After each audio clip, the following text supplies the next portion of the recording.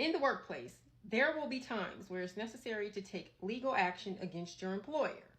And here are the 4 top reasons to sue your employer. The first reason is wrongful termination. People get terminated all the time, but their reasons for termination cannot violate federal and state laws. So an example of an illegal termination is as follows. Somebody's being terminated for poor performance without any discipline in the record. Another example would be an employee experiencing retaliation after filing a complaint. And lastly, if the employee is being discriminated against based on a protected status. The second reason is disability discrimination.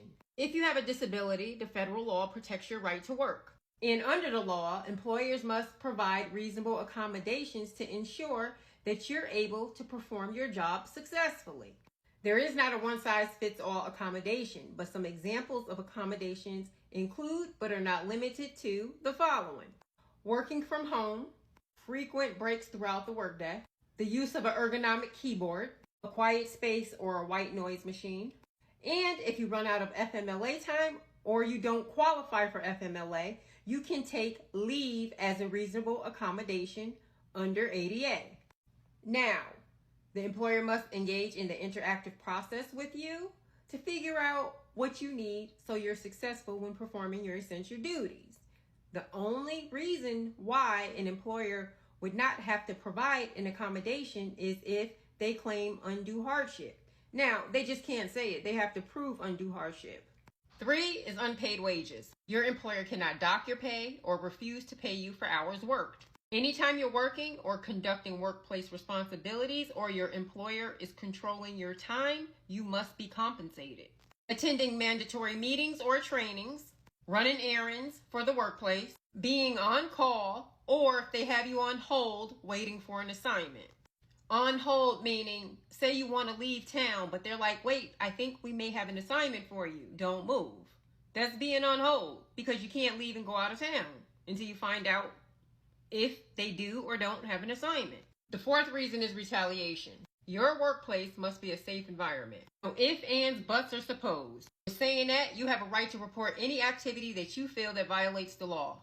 If you are harassed, demoted, experience schedule changes, or fired after exercising your legal rights, then that's retaliation. And also, if you participate in any type of workplace investigation and you are targeted after, that's retaliation.